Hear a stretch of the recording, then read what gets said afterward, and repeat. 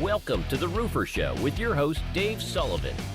You found the podcast that helps roofing contractors grow their businesses, make more money, and have more free time. Michael Stone, what is going on? It's great to see you again. Hey, bud. Good to be here. Glad to have you. And, we had you back on the show a while back here. I'm looking for the number. We'll have that in the show notes. Actually, number 309, episode 309. How to mark up your jobs the right way. And this is one of the most watched shows that we've had. So I know that people are really interested. I've had a lot of questions about this.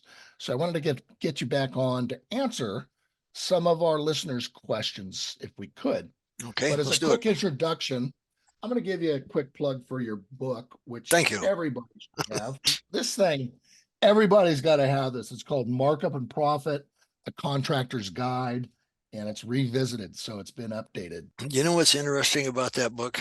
Every once in a while, I'll be on a phone call or on a forum or something like that, and somebody will say, "Oh, that book's not for me." Invariably, you can call them in 3 months, they're out of business and gone. That happens every time. Yeah, it's an ego thing, and it's just common basic business 101. That's all it is. It really is, and that's what we talk about on this show all the time. Is it really does come down to the basics, doing them well, the solid blocking and tackling, and just consistently doing the basics and keeping it simple. The three-legged stool. You got to sell work, do work, keep score, keep that stool in balance, and you'll be pretty successful. Yeah. But, everybody knows Michael, I assume, if you don't, go back and listen to that show, because we had basically, it was similar to one of the webinars that you've put on, 100 times in the past. That gets great reviews.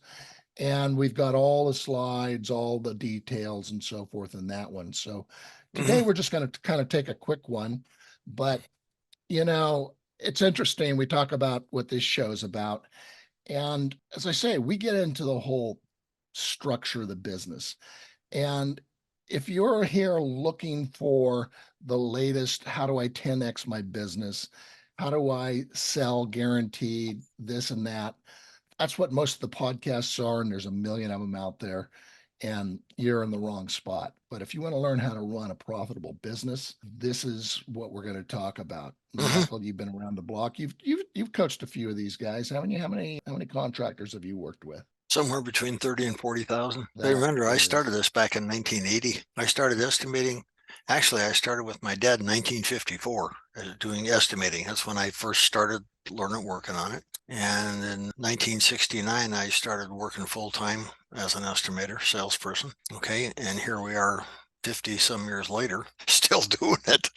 Okay. It's an interesting really nothing's business. Changed, don't you think? I mean, not that much. Yeah.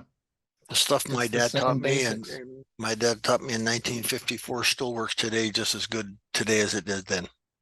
Yeah. There's no different. People are doing different. They're, contractors say, "Oh, I'm going to be different." Well, yeah, and you're going to go out of business. That's what's going to happen.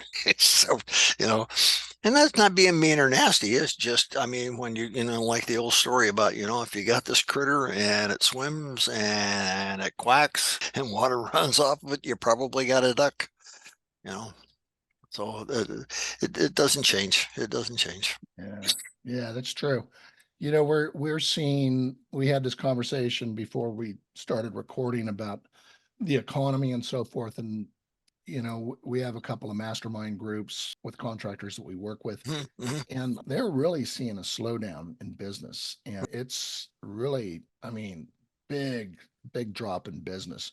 You were saying, though, that your clients, remodelers, builders, they're still really busy, aren't they?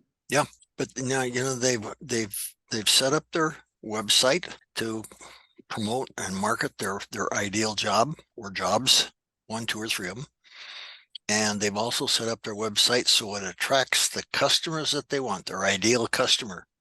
And like I've said many times, when you have your ideal customer calling you about your ideal job, in other words, the job you make the most money on, when you get that happening, it's awful hard to not make it very well in this business. We're seeing, and like you said, I have seen some slowdown, but it's usually because people we work by referral. Doesn't work. Okay. And well, we advertise on Google. Well, good for you, but that's not where the good leads are coming from. And you're not going to get any of these marketers are out there telling you, oh, you sign on with us and we'll make sure you have 10 times as many leads as you got today. And our leads are so much more profitable. That's bullshit. There's no nice way to say it. I mean, those guys, most of them don't know as much about your business as our viewers know themselves about their own business. You can't be all things to all people. It just isn't possible. And this is why, when you and I've talked, we always stay focused on what we know best. Business 101. I don't get off and try to teach a doctorate in business management. I stick basics, the marketing and who you're selling to and return your phone calls and show up on time for your appointments. Business 101. And if you do that, you're going to do okay in this business. Okay. Couldn't agree more. And what you said about, really, it's kind of like jack of all trades, master of none. I see too many contractors that are doing too many services. They're trying to be everything to everybody. Yeah, you can't. And that just does not work. Zig Ziglar said, you don't want to be a wandering generality. You want to be a meaningful specific. And by that, he meant, if you want to zero in on one thing. And if you're in construction, if you're in roofing, okay, what kind of roofing do you do? Well, we do it all. Not very well, you don't, because you stop and think, how many different types of roofing is there to put up? And how many different buildings are there? And how many different building codes do you have to abide by?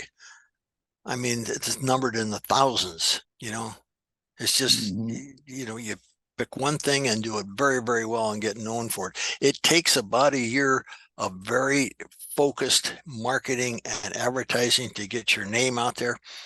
Let me give an example. If I were to go back into remodeling, God forbid, if I were to go back into remodeling, okay, I would focus on kitchens because that's what I did best. And I would name my company Michael's Magnificent Kitchens. Okay. It would take about a year. But at the end of that year, everybody within 50 miles of right here where I'm sitting and wanted a kitchen remodel would call me because that name sticks. It tells you exactly what I'm doing.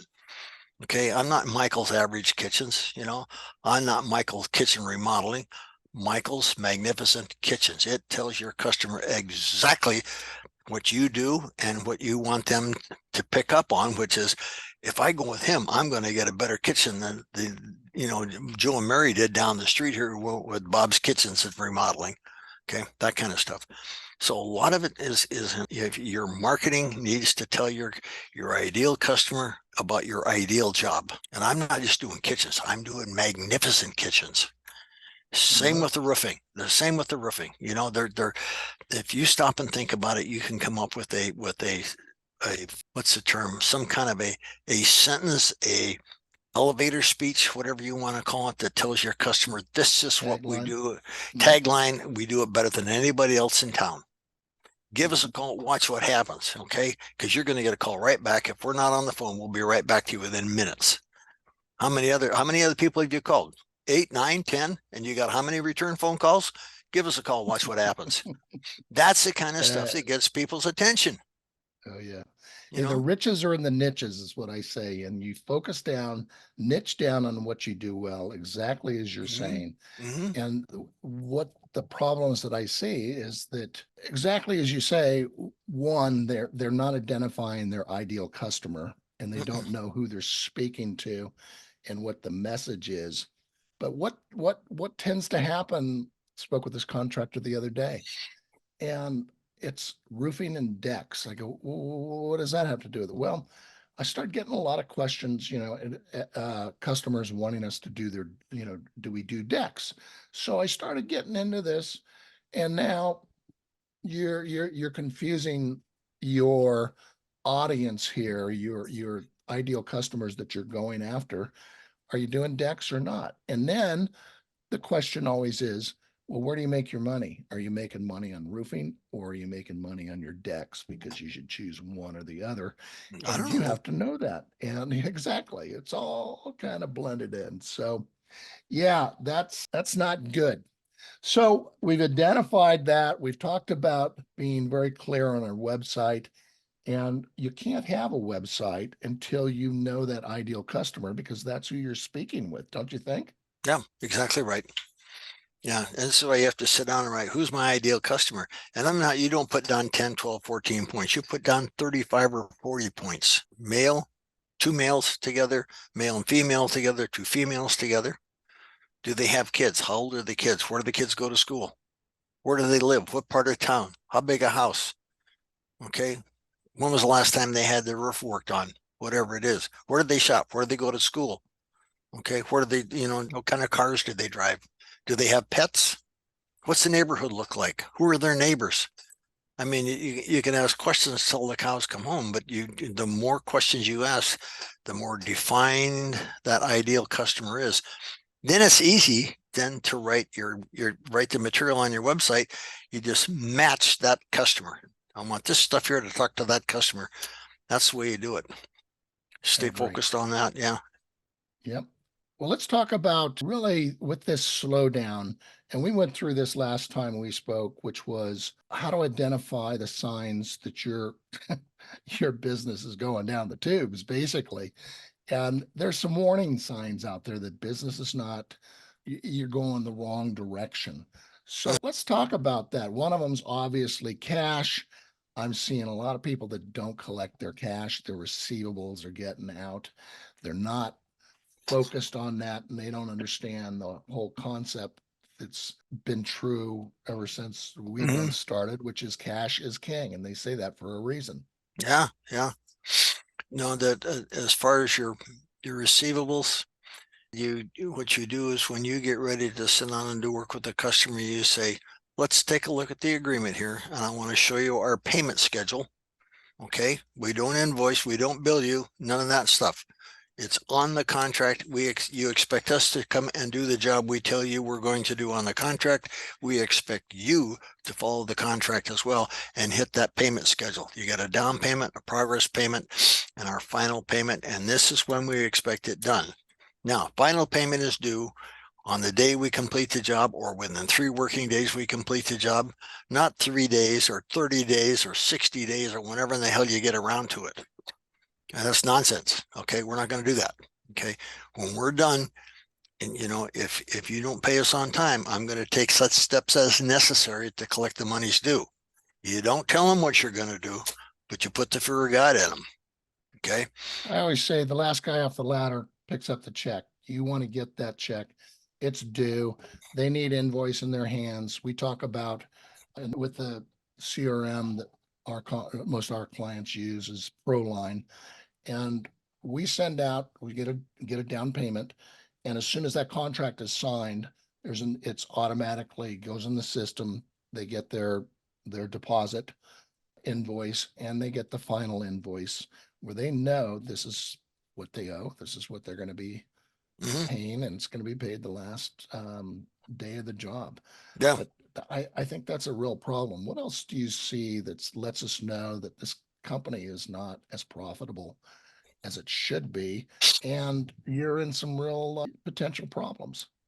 Okay, the big one, number one, is the owner. In other words, a person who owns a company is working on the job, and number one is not being paid a salary to own and run his company.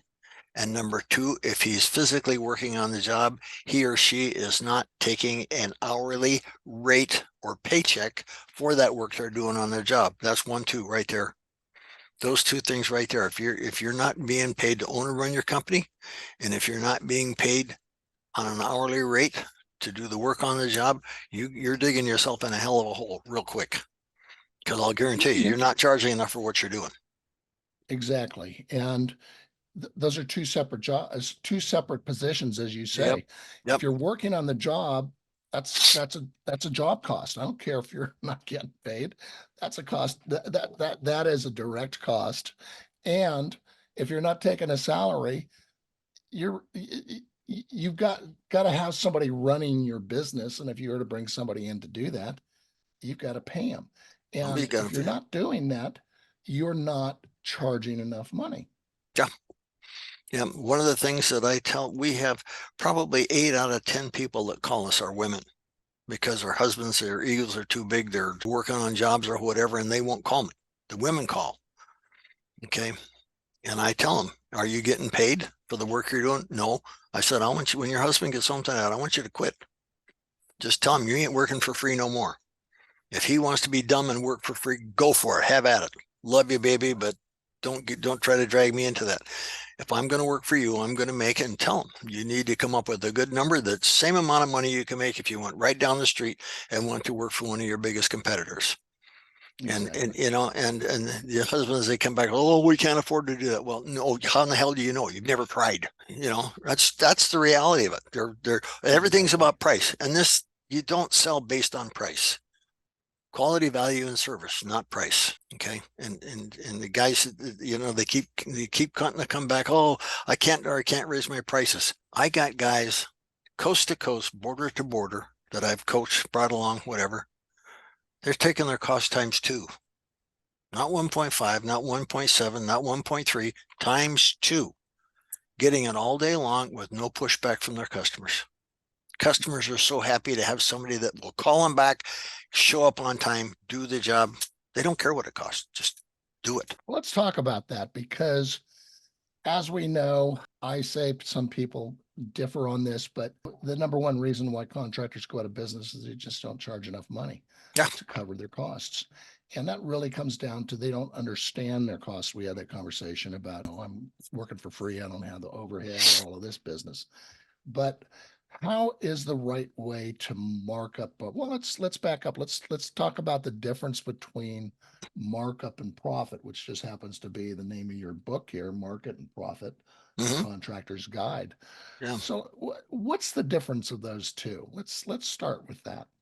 Markup is what you add to the cost of a job to get to your sales price. Markup includes overhead and profit. Okay, that's what the markup needs to be. And there's certain minimums in the construction world that, you know, that over years we've zeroed in and fine-tuned it.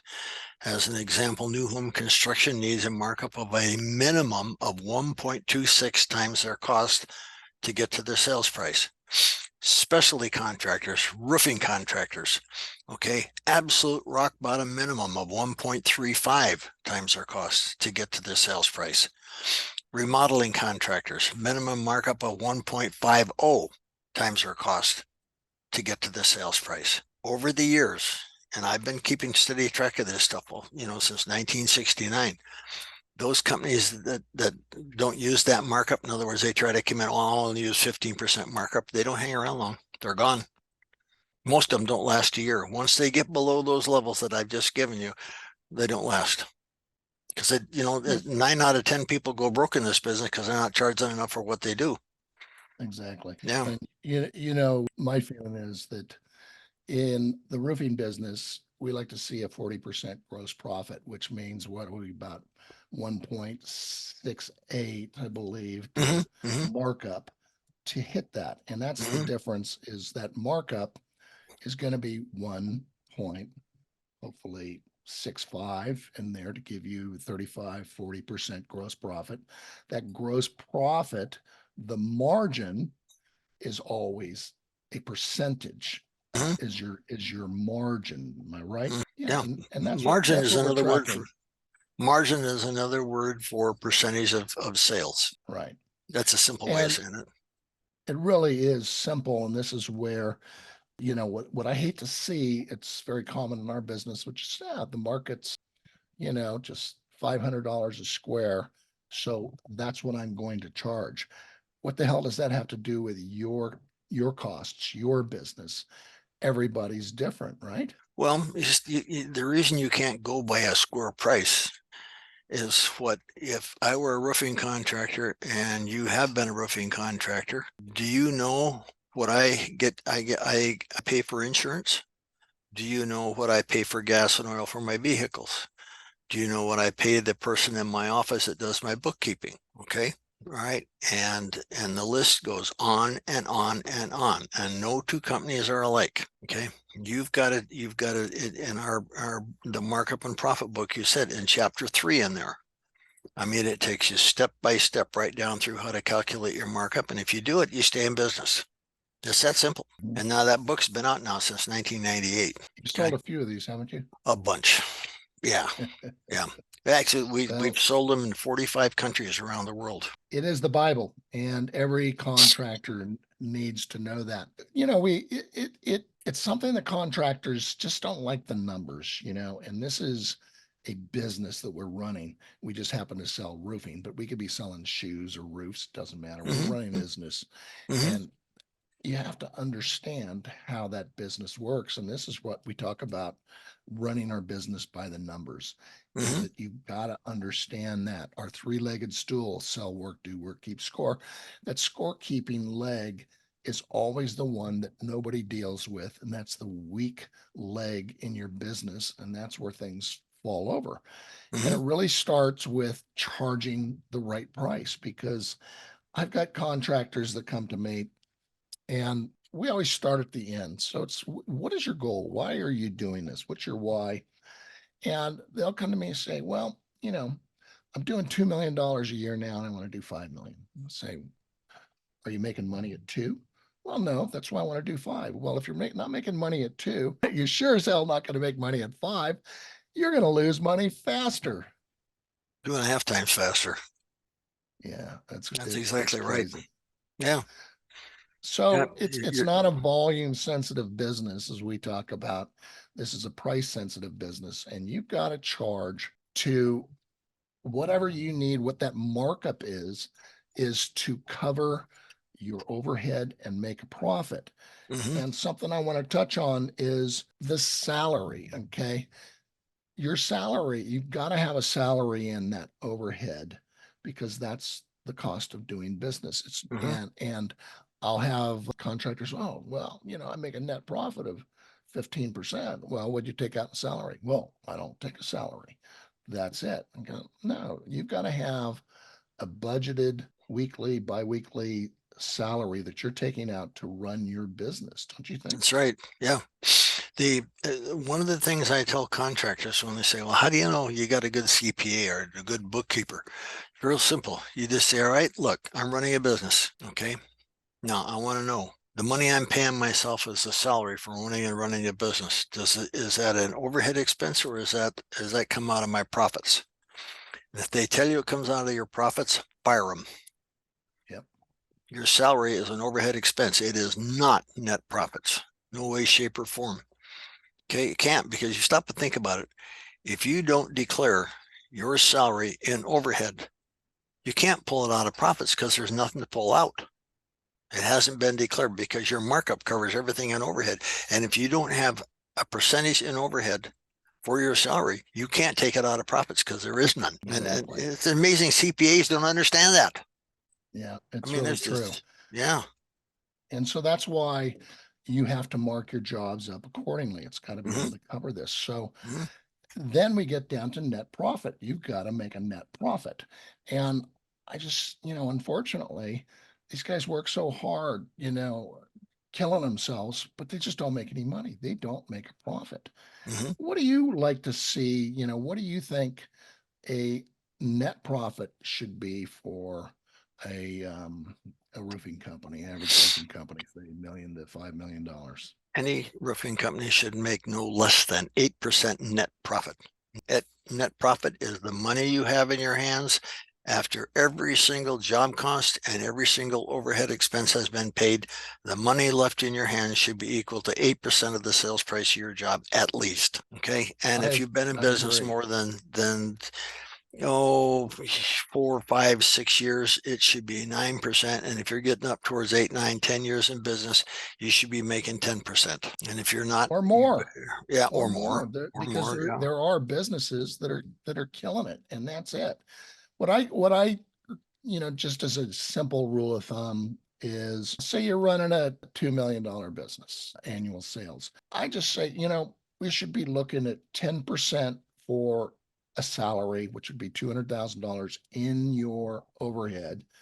And then you've paid all your costs, including that salary. And I like to see 10% left over in net profit. Yep. That works. Is the goal to shoot for. And this is where too many contractors, they just, they think they're killing it out there, but that's basically a well-run business. And if you're Yeah. not hitting those numbers, you got a problem. You need to look back and see what's going on. I have a new home contractor that he will charge, let's just say he charges $3 million for a house. His goal is to put half that in the bank after the job's all done. 100% profit on job. And he gets it just virtually every time with no pushback from his customers. Yep. Okay.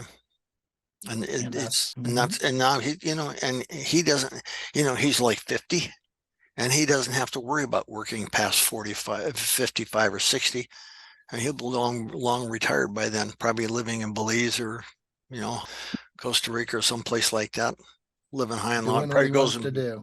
by his own island with a boat and goes fishing every day, whatever. But he's not afraid to ask for it, and that's what you got to do. But he's identified his customer he wants.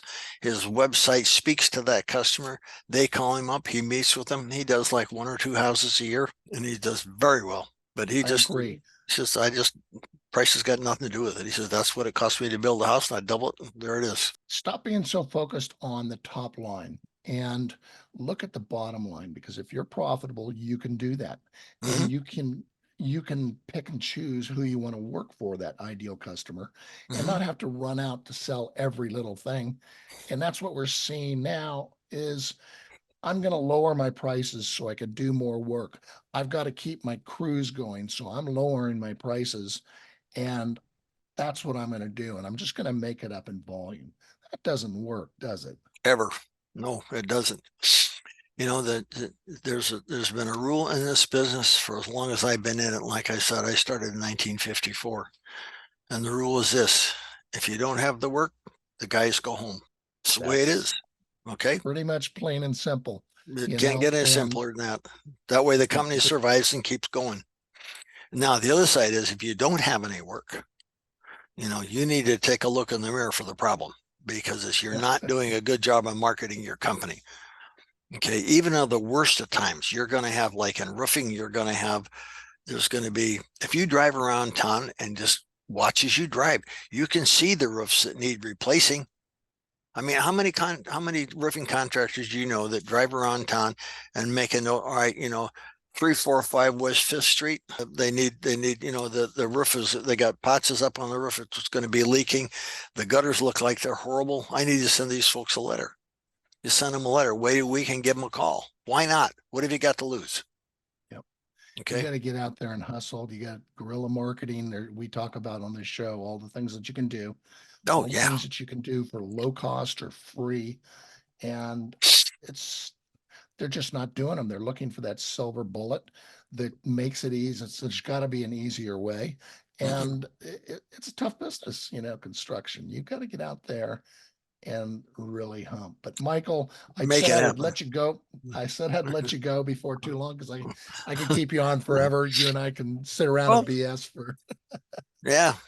Let's leave our listeners with, just to wrap up.